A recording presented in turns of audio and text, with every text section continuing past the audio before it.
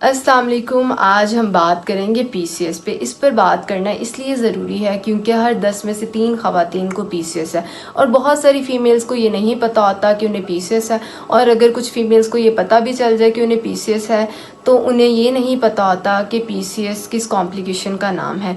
PCS से मुराद polycystic ovarian syndrome है या पॉलीसिस्टिक ओवेरियन डिजीज़ है।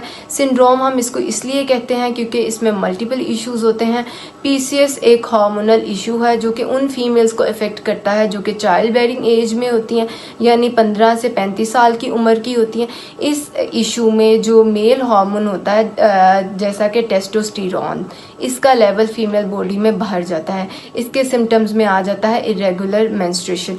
इरेगुलर मेंस्ट्रुएशन में ये भी हो सकता है कि आपके पीरियड्स या तो बहुत ज़्यादा हों या बहुत कम हों या पीरियड्स का फ्लो बहुत ज़्यादा हो जाए। जैसा कि आपका साइकिल 25 दिन का था या 30 दिन का था, उसमें चेंज आना मतलब कम हो जाना या ज़्यादा हो जाना, ये इरेगुलरिटी में आएगा। इसके बाद आ जाता है इनफर्टिलिटी, फिर वेट गेन और एक्सेसिव वेट गेन, फिर आ जाता है oily skin, acne, pimples, excessive body hairs specially on face, chest या बैक पर, फिर आ जाता है dark patches around your lips, neck, under arms. इसके अलावा आपको पेल्विक पेन हो सकती है, इनफर्टिलिटी हो सकती है और जो इंसुलिन रेजिस्टेंस है वो हो सकती है और ग्रेश वाइट कलर का वेजाइनल डिस्चार्ज हो सकता है।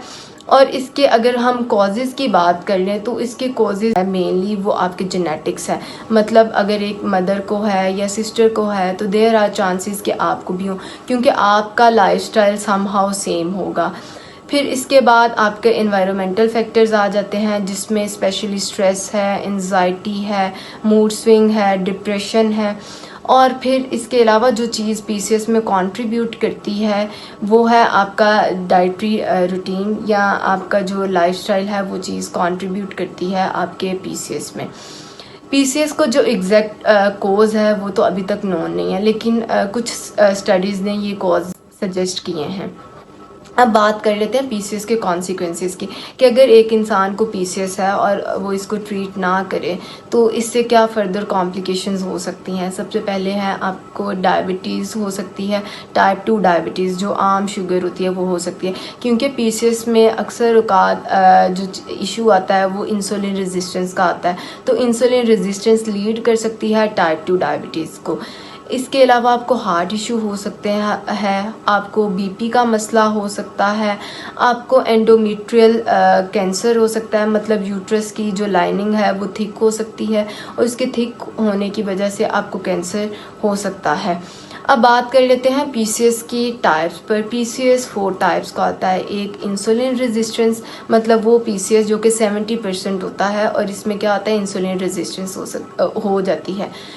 एक एड्रीनल पीसीएस होता है। एड्रीनल पीसीएस क्या होता है, ये स्ट्रेस इंड्यूस्ड पीसीएस होता है, मतलब वो लोग जो कि स्ट्रेस्ड होते हैं तो जो स्ट्रेस की वजह से पीसीएस होता है उसको हम एड्रीनल पीसीएस कहते हैं।